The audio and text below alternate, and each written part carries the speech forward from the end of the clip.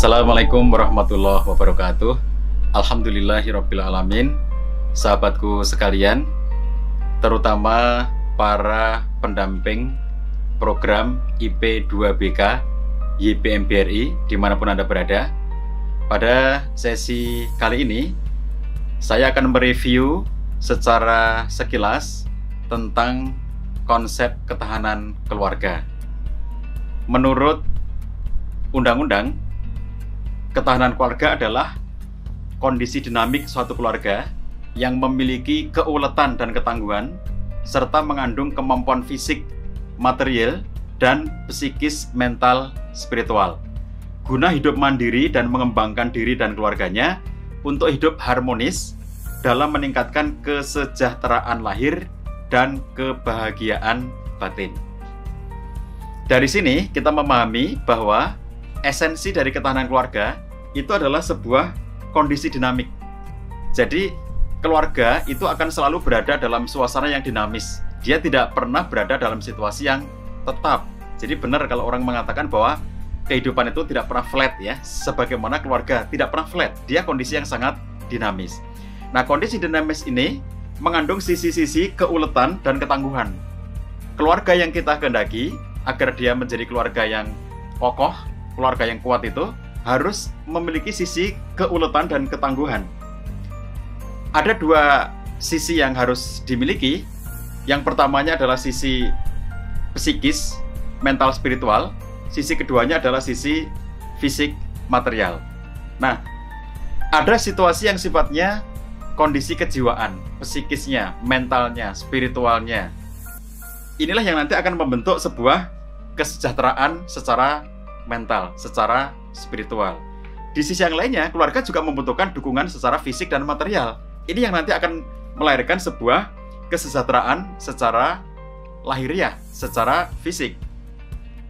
Gabungan dan kombinasi yang unik antara keterpenuhan sisi-sisi mental spiritual dengan keterpenuhan pada sisi-sisi material, inilah yang nantinya akan melahirkan kesejahteraan lahir dan kebahagiaan batin. Nah, keluarga yang kita kehendaki bukan saja satu keluarga yang melimpah secara material.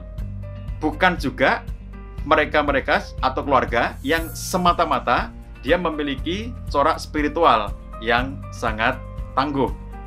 Namun ini penggabungan secara sangat unik. Komposisi-komposisi tertentu, penggabungan antara kondisi mental spiritual dengan kondisi-kondisi fisik material. Inilah satu ketahanan keluarga yang kita kehendaki, sehingga keluarga Indonesia kita harapkan menjadi keluarga yang memiliki kesejahteraan lahir dan kebahagiaan secara batin. Nah, ketahanan keluarga ini, sahabat sekalian, memiliki beberapa pilar. Ada 10 pilar ketahanan keluarga. Untuk mencapai suatu kondisi ketahanan keluarga yang bagus, maka harus ditopang oleh 10 pilar berikut. Yang pertama adalah persiapan menjelang pernikahan.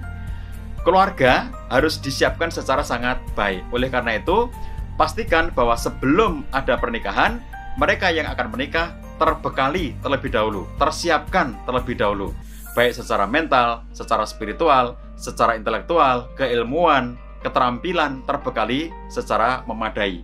Yang keduanya adalah pembinaan hidup berumah tangga.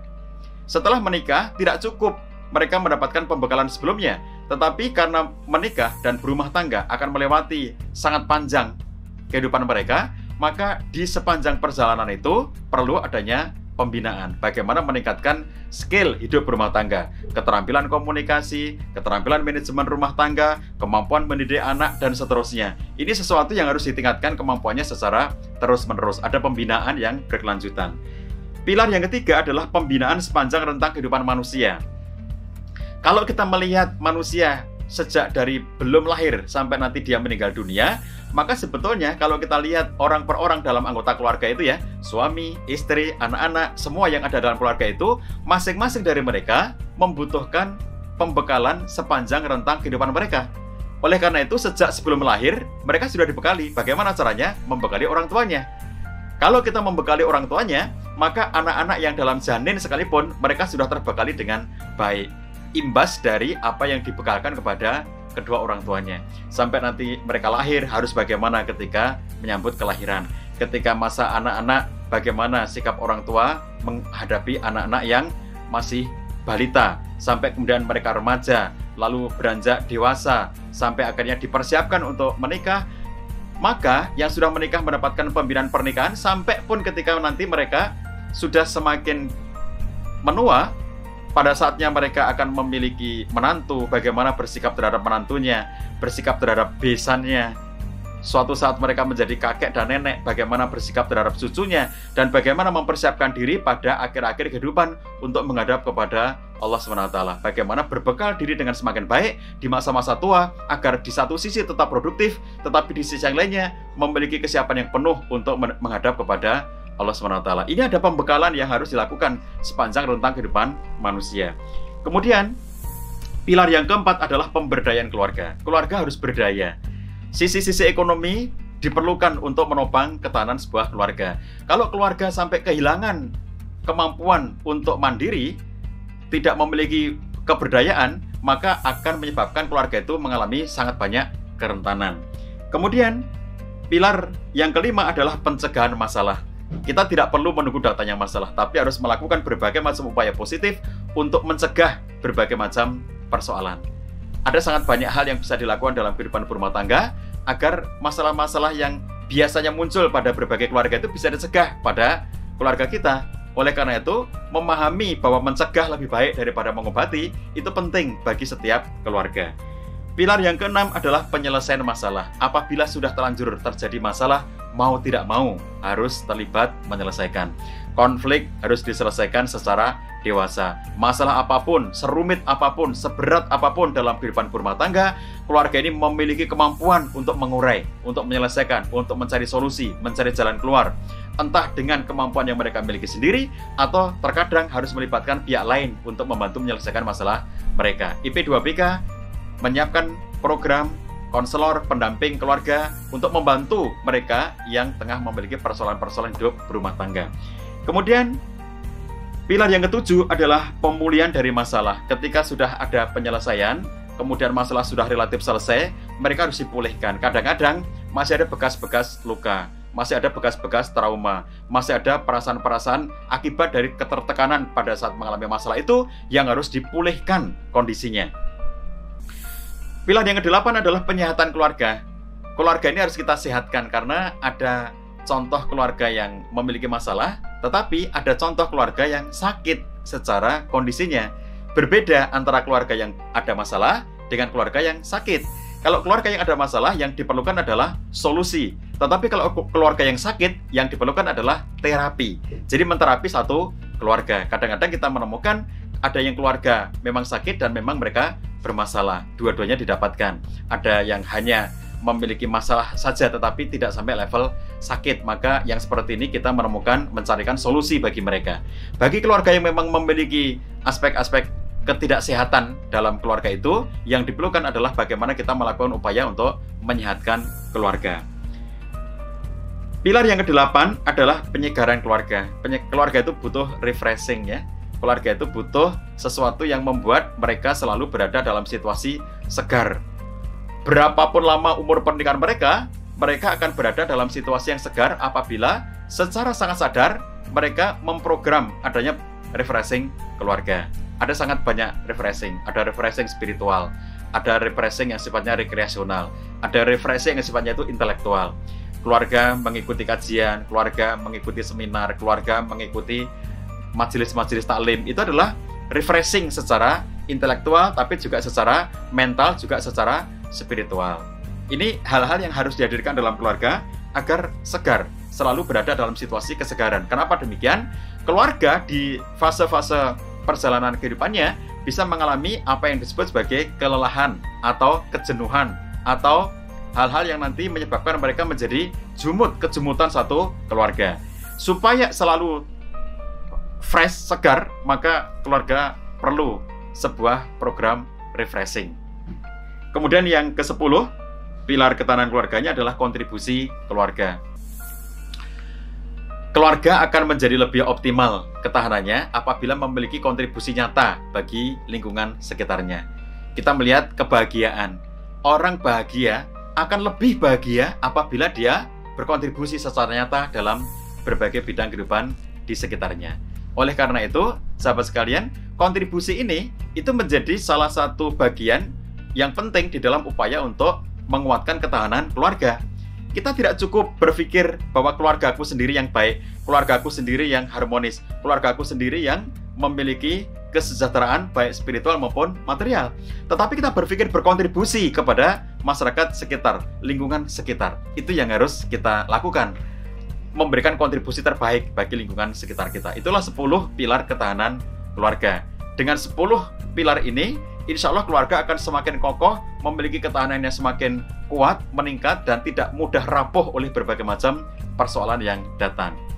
Kemudian sahabat sekalian, di dalam upaya untuk menuju kepada keluarga yang tangguh, keluarga yang harmonis, keluarga yang sakinah mawaddah warahmah, diperlukan roadmap, diperlukan peta perjalanan.